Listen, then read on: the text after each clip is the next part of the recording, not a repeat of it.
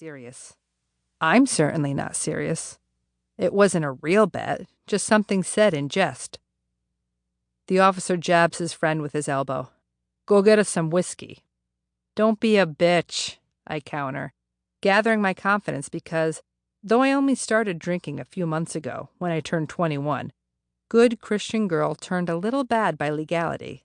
This I know how to do. Everclear, I add, naming my 190 proof corn spirit of choice. If you want a shot to knock someone back on their heels, Everclear is the only way to do it. The officer grimaces, which is the exact reaction I was hoping for. But he doesn't back down. When the Everclear arrives, it glistens in a tall plastic cup. It's a double shot. You first. Locke's hand hovers over her own drink, whiskey already purchased by one of the officers. The officer stares tentatively at the drink, the cup dwarfed in his palm. I hope he backs down. He doesn't. He throws the drink back, swallows in one gulp, careful to keep his face composed. He blinks rapidly, but doesn't cough or grimace. He carefully places the cup on the table before clearing his throat. Your turn. The other officer slaps him on the back and congratulates his fortitude. I scowl in annoyance. I usually win this game before I even take the shot. I hold the glass out, careful not to get a whiff of its potent stench, then breathe in and hold it. I down the drink, feeling it burn its way down my throat and pound its way into my stomach, and breathe out slowly, careful to keep my nose closed off so I can't taste the alcohol. I grin as the last of my breath escapes between tightly clamped teeth. Easy peasy. The two officers narrow their eyes, staring, waiting for me to shiver, cough, and gag. I tip the glass victoriously before returning it to the table.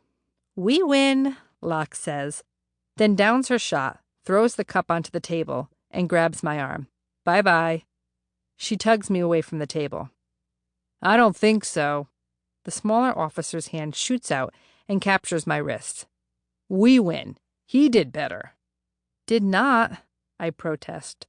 But the corn ethanol is working its way through my system. My feet are suddenly large and cumbersome.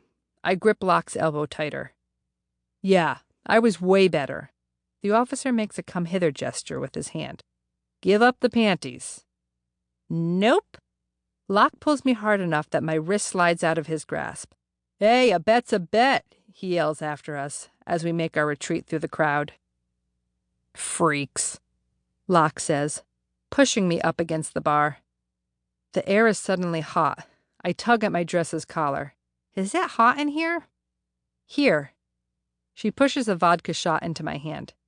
No, I mutter to myself, eyeing my arch nemesis. Everclear I could do, but vodka and I aren't very good friends.